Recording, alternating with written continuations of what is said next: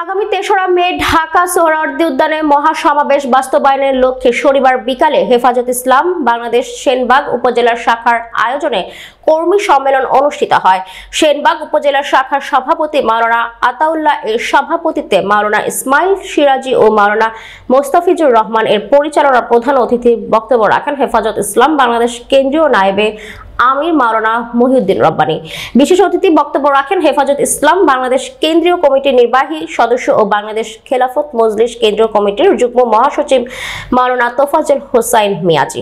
হেফাজতে ইসলাম বাংলাদেশ নোয়াখালী জেলার সভাপতি মাওলানা নিজামউদ্দিন সহ সাধারণ সম্পাদক শাইখ ইউসুফ আল মাদানী সহ সাধারণ সম্পাদক মাওলানা আব্দুল কাইয়ুম মামুন, মাওলানা শরীফুল্লাহ, মাওলানা আব্দুল মতিন, মাওলানা কবির আহমেদ, মাওলানা আব্দুল্লাহ, মাওলানা রুহুল আমিন, মাওলানা ইমরান হোসাইন, মাওলানা ইসমাইল সিদ্দিকী সহ অনেকেই।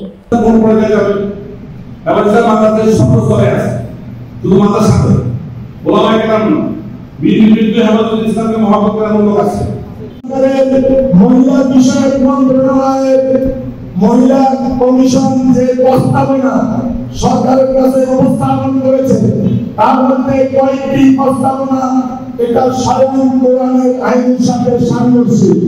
তার মধ্যে একটি প্রস্তাবনা হচ্ছে আল্লাহ রাব্বুল আলামিন কোরআনের মধ্যে সম্পত্তির যে পরিবেশকে দুষ্ট হবে হেফাজত এটা কি জিনিস? হেফাজত ছিল, হেফাজত আছে, হেফাজত থাকবে। হেফাজত যখনই যে দাবি নিয়ে মাঠে নামবে সে দাবির প্রতি যদি মূল্যায়ন না করা হয়, এই দেশের জনগণ হাসিনার যে পরিণতি করেছে, যখন যে সরকার রাষ্ট্র ক্ষমতায় আসবে তারা যদি হেফাজতের প্রতি মূল্যায়ন না করে তাদের একই পরিণতি হবে। তারা 50টা করে বাস নেওয়ার সিদ্ধান্ত নিয়েছে। 50টা আমাদের বিরাট আকার শরীরের উপর বিশাল আকার আছে। এটা যদি এখন প্রতিহত না করা যায় আর করা সম্ভব হবে। আমাদের এই শাহজালালের বাংলাদেশে, শাহজামানের বাংলাদেশে, শাহ আহমদের বাংলাদেশে, হযরত হাফিজুরের বাংলাদেশে, হযরত শামসুল হক ফরিদপুরের বাংলাদেশে, হযরত আল্লামা শাহ আজিজুল হকের বাংলাদেশে, হযরত আল্লামা শাহ আহমদ শরীফ বাংলাদেশে নাস্তিকবাদের নাস্তিকতাকে বাস্তবায়ন করতে দেওয়া হবে না। এই নারীদেরকে দিয়ে এই কমিশন গঠন করে ইউনিট সরকার কমিশনের যে সুপারিশগুলো গ্রহণ করেছেন, আমরা ইউনিট সরকারকে আহ্বান জানাই আগামী 3 তারিখের আগে এই কমিশনের সুপারিশ বাতিল করতে হবে এবং এই কমিশনকেও বাতিল করতে হবে। তাহলে আমরা 3 তারিখে ঐতিহাসিক সরকারকে ময়দানে আমরা বৃহত্তর কর্মসূচি ঘোষণা করবো হেফাজত ইসলামের জন্য।